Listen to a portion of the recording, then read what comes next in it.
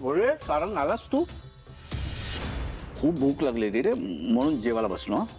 तू जेवणार का? सो मग काय विचार केलायस, काय निर्णय घेतलायस? कशाबद्दल? असं काय करतोस? रूपम कॉस्मेटिक्स जॉईन करणार आहेस ना, ही एक चांगली संधी धावून आली आहे तुझ्याकडे. मला असं वाटतं की तू ऑफिस जॉईन करावंस. तुझ्याकडे एक्सपिरियन्स आहे, या कामाचा अनुभव आहे. शिवाय सावली हर्बल्स हे तुझं इनिशिएटिव्ह आहे.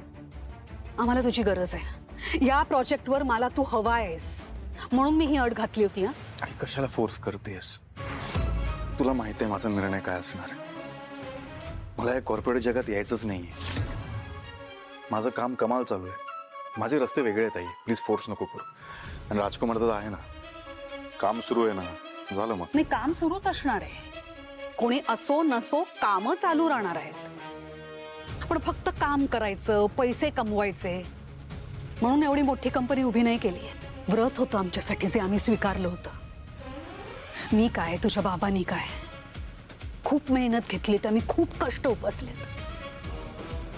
मला ना भूतकाळात जाऊन गोष्टी उकरून नाही काढायच्यात. मला वर्तमानात बोलू देत फक्त. आणि आत्ता या क्षणी कंपनीला तुझी गरज आहे.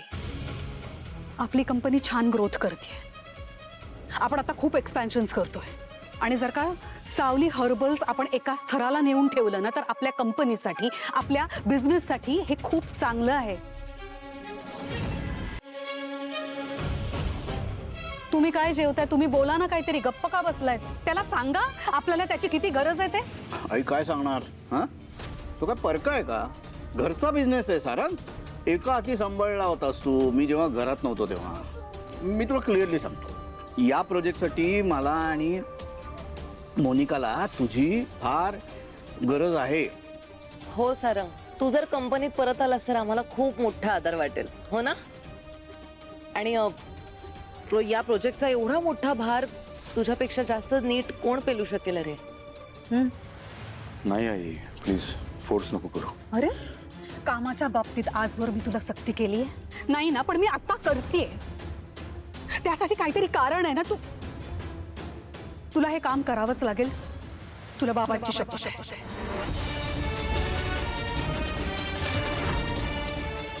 आई काय चाललंय? कशाला इमोशनल होतेस तू? का फोर्स करतेस मला? कशाला ही बाबांची शपथ वगैरे? मी शपथ घातली नाही तर तू या कामाला तयार होणार नाहीस म्हणून केवळ.